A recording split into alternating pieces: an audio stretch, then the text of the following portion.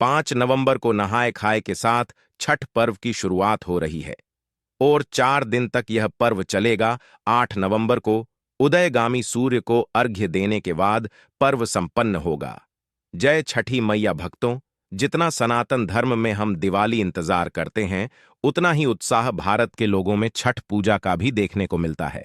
दिवाली की बात से ही छठ मैया के आने की तैयारियां जोरों से शुरू हो जाती हैं। छठ पूजा का महत्व आपको लोगों की आस्था से पता चल जाता है।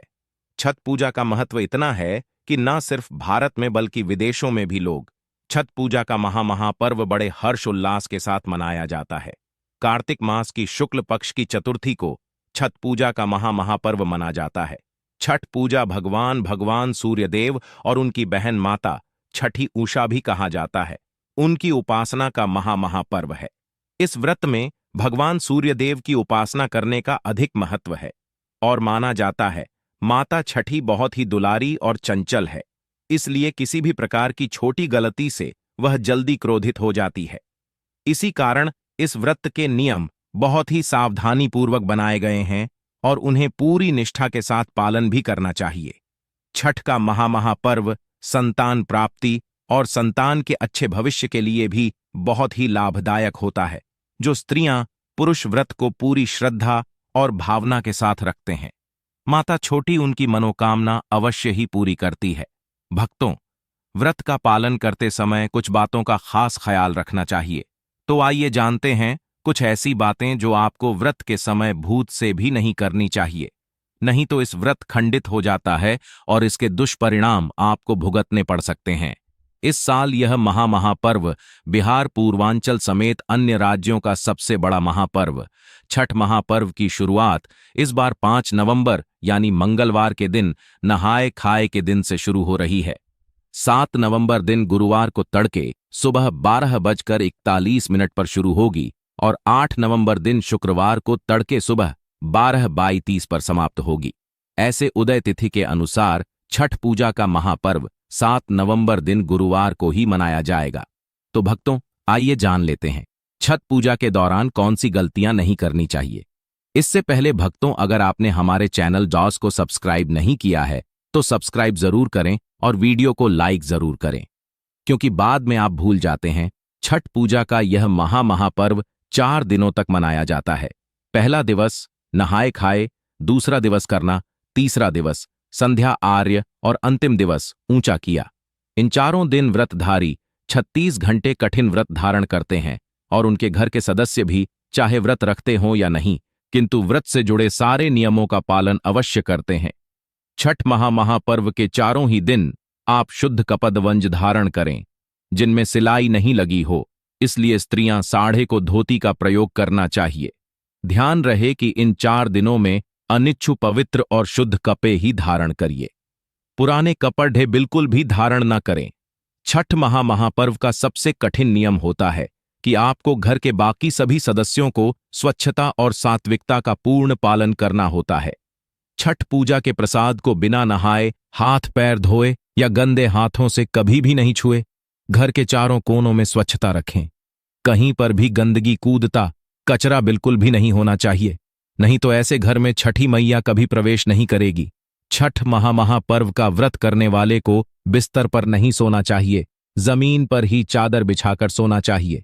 छठ पूजा के दिन तामसिक चीजें, लहसुन प्याज मांसाहार, धूम्रपान मदिरापान तंबाकू, इन सभी चीजों का त्याग कर देना चाहिए और उनके सभी घर वालों को सात्विक भोजन और ब्रह्मचर्य का पालन करना अनिवार्य माना गया है। छठ पूजा के आखिरी दिन उदयमान सूर्य को अर्घ्य दे। सूर्य को अर्घ्य देने के बाद 7 या 11 बार परिक्रमा की जाती है। छठ पूजा के समय इन सभी चीजों का अवश्य पालन करें। इन गलतियों से आपको छठी मैया के क्रोध का सामना करना पड़ सकता है। छठ पूजा के व्रत के दौरान सारी स्त्रियां मिलकर नदी किनारे भगवान सूर्यदेव की उपासना करती हैं। ऐसा करते समय यह भी ध्यान रखें कि केवल धैर्य की सिद्धि नहीं, किंतु मन की शुद्धि का भी महत्व है। इस महापर्व के दौरान किसी भी प्रकार की बुराई, गंदे विचार, किसी के प्रति द्वेष की भावना, क्रोध व अपवित्र शब्द प्रभाव जैसी प्रवृत्तियों को कोसों दूर रखें और कोई बुराई कर रहा हो तो उन्हें भी रोके या वहां से दूर चले जाना है। भगवान सूर्य को अर्घ देते समय बाद की सूचियां टोकरी का बहुत ही महत्व होता है, पर उसका प्रयोग करने से पहले उसे अच्छे से गंगा जल से धोकर शुद्ध कर ले, क्योंकि आपने बाजार से खरीदा है तो उसे कितने ही प्रकार के लोग छूते हैं। इसलिए बस को पहले अच्छी तरह से ओ बोले बांस की सुख को अच्छे से सजाएं और भगवान सूर्यदेव की उपासना करते हुए उनका धन्यवाद अवश्य प्रकट करें। छठ पूजा में और एक महत्वपूर्ण हिस्सा होता है उसमें बनाए जाने वाला प्रसाद, जो गेहूं और गुड़ से बनाया जाता है, जिसे ठेकुआ कहा जाता है। भक्तों, यहां पर हम आपको ध्यान देना चाहते हैं कि गेहूं का आटा अपनी खरीदी हुई गेहूं से ही पिसवा चाहिए। बाहर से आटे को लेकर उसे प्रसाद ना बनाएं। गेहूं खरीदकर उसे सबसे पहले भगवान सूर्यदेव के धूप में सुखा लें और ध्यान दें कि किसी का पैर या पक्षी उस पर चढ़ा रहे हैं। इससे प्रसाद झूठा हो जाता है। यह को अच्छे से साफ करके फिर पिछले और इसे प्रसाद बनाएं। और व्रत के समापन के बाद कई सारे लोग ब्राह्मण को दान देना भूल जाते हैं। यह ऐसा करना जरूरी नहीं समझते हैं। भक्तों, कृपया आप ऐसी गलती ना करें। अपने सामर्थ्य अनुसार ब्राह्मण को दान अवश्य करें। छठ महापर्व के विधिवत समापन का आनंद है। इसे छठी मियाँ अति प्रसन्न होती है। भक्तों, अगर आप भी पहली बार व्रत रखने वाले हैं तो जाहिर सी बात है अब कुछ छठ पूजा की सामग्री के बारे में कुछ खास जानकारी नहीं होगी। भक्तों, यदि आप भी पहली बार व्रत रखने जा रहे हैं तो परेशान ना हो। आज हम आपको सामग्री की पूरी लिस्ट के बारे में जानकारी देंगे। इसकी पूरी तैयारी समय पर कर लेंगे और आपको व्रत रखने के बाद भी किसी तरह की कोई परेशानी नहीं होगी। छठ पूजा की सामग्री: चौकी सूप, केले के पत्ते 5 गन्ने जिसमें पत्ते लगे हुए होने चाहिए, नारियल जिसमें पानी हो, हल्दी, मूली और अदरक का पौधा, शकरकंदी और सूथी साबुत सुपारी, शहद, कुमकुम, चंदन, अगरबत्ती या धूप तथा कपूर, मिठाई, गुड़ा, गेहूं और चावल का आटा। छठ पूजा का प्रसाद रखने के लिए बांस की टोकरियां खरीदें। अगरबत्ती, धूप, चावल और सिंदूर, नए कपड़े। भक्तों, छठ पूजा का व्रत ऐसी स्त्रियां गलती से भी ना रखें, अन्यथा आपके संतान की मृत्यु भी हो सकती है। पति परमेश्वर पर भारी संकट आ सकते हैं, उल्टा आप पाप के भागीदार बन सकते हैं। ऐसी स्त्रियां छठ पूजा से रहे दूर। भक्तों, कार्तिक मास की षष्ठी को छठ मनाई जाती है। छठे दिन पूजी जाने वाली शक्ति को बिहार में आसान भाषा में छठी मैया कहकर पुकारते हैं। मान्यता है कि छठ पूजा के दौरान पूजी जाने वाली यह माता भगवान सूर्य की बहन है। इसीलिए व्रतधारी भगवान सूर्य को अर्घ देकर छठ मैया को प्रसन्न करते हैं। वहीं हमारे सनातन पुराणों में दुर्गा माता के छठे रूप कात्यायनी माता को भी छठ माता का ही रूप माना जाता है।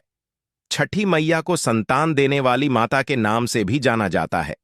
मान्यता है कि यह महापर्व संतान प्राप्ति के लिए मनाया जाता है। खासकर वह जोड़े जिन्हें संतान की प्राप्ति नहीं हुई है तो वह छठ का व्रत रखते हैं। वहीं सभी अपने बच्चों की सुख शांति के लिए छठ मनाते हैं। लेकिन क्या आप जानते हैं, कुछ ऐसी स्त्रियां भी हैं जिन्हें छठ पूजा का व्रत गलती से भी नहीं रखना चाहिए। यह सबसे बड़ा घोर पाप माना जाता है। स्त्रियां ऐसी गलती कभी ना करें। तो चलिए जानते हैं भक्तों, हमारे सनातन शास्त्रों के अनुसार जो लोग अधूरी शादी करते हैं वह हमारे सनातन शास्त्रों का अपमान करते हैं। अधूरी शादी जैसे कि कोर्ट मैरिज और के बिना ही संतान की उत्पत्ति कर देना सबसे बड़ा पाप है। ऐसे में छठ पूजा का व्रत ऐसे लोगों को अपने संतान के लिए कभी नहीं रखना चाहिए, क्योंकि आपने हमारे सनातन हिंदू रीति रिवाजों के अनुसार शादी नहीं की है, 7 फेरे नहीं लिए हैं और भक्तों बिन शादी के जब ऐसे लोग साथ में रहते हैं तो समाज में ऐसा रिश्ता कलंकित होता है। इसीलिए उसे किसी भी धार्मिक कार्य में तभी ही शामिल हो सकती है जब वह अग्नि के साथ फेरे ले। ऐसी शादी को ही हमारे सनातन शास्त्रों में सर्वश्रेष्ठ माना जाता है। ऐसे में अगर आपकी अधूरी शादी है तो आप छठ पूजा कभी ना करें। आपके ऐसा करने से छठी मैया का अपमान होता है और आपको पाप लग सकता है।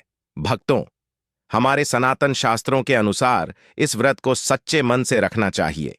अगर कोई महिला शौक में यानी बेमन से इस व्रत को रखती है तो उसके पति परमेश्वर या संतान की मृत्यु हो सकती है या उन पर कष्ट आ सकते हैं। सच्ची श्रद्धा के साथ छठ पूजा का व्रत रखना चाहिए। इस व्रत के सफल होने से संतान सुख की प्राप्ति होती है। संतान के जीवन में कष्ट कभी नहीं आती।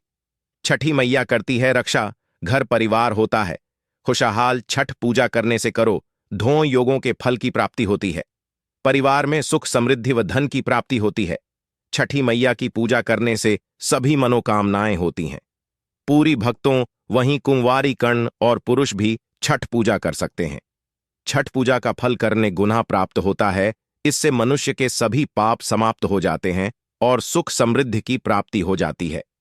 छठ पूजा का व्रत पूरा करने से खुद छठी मियाँ आपके पूरे घर की रक्षा करती हैं।